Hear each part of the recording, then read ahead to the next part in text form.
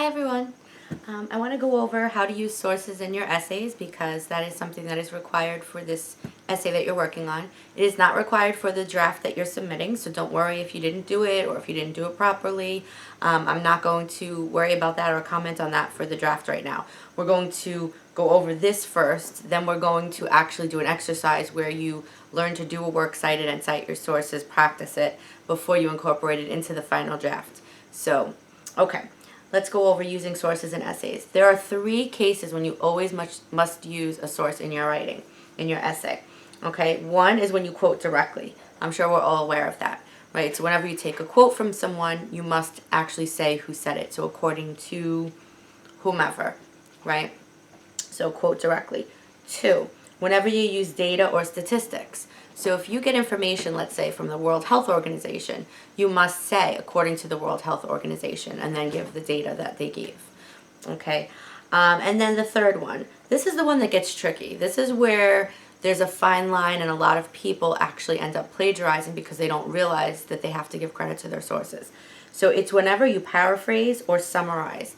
So whenever it's something that you would not have known on your own without reading that source, you still must give credit, even if it's not a quote. Okay, so let's say you're summarizing a long newspaper article that you just read from the World Health Organization about, let's say, about the pandemic and, how the different economic effects have been going on in, let's say New York City, right? The New York City economic effects. Let's say it's a long, full 2 pages of writing, right? If you summarize it, it would be maybe a very short paragraph, right? It might be like 3 or 4 sentences. That's what a summary is. A paraphrase, on the other hand, is very different than a summary. A paraphrase is when you just change around sentence by sentence in your own words, but it still has the same length as the original. So a paraphrase retains the same length, okay, as the original. It's changing around sentences, but they still have the same meaning, of course. You're just rephrasing them in your own words. A summary, on the other hand, is very different. Okay, it's shortening, okay, and just the overall main point. Okay, so that's how a summary is different than a paraphrase. But both of those must be cited in the essay with a source. So let's just say, like I said, the World Health Organization. So let's say I'm summarizing a long essay that I read from the World Health Organization. I must say, according to the World Health Organization, even if it's not a quote and even if it's not data or statistics. If it's just a summary of what I read, you still have to do that. Or if it's a paraphrase, of course, you would still do that. So that's how you avoid plagiarism, because we know, of course, plagiarism is complete dishonesty, right? It goes against academic integrity, and it would result in a failing grade. And if it continued, of course, it could result in higher measures by the college. Okay, the college takes it very seriously. So make sure that you're understanding how to cite sources. And like I said, do not worry about your first draft because we didn't go over this yet, and I didn't expect you to know. So if I see it in your first draft, I'll explain it to you, but otherwise we know how to fix it now. Now, how do we actually cite? So we know when to cite, but now what is a citation and how do we cite it in the essay? Okay, so what we need is the full name of the author or authors, right? The author. 2, we need the title of the article or book or journal or magazine or wherever it's from.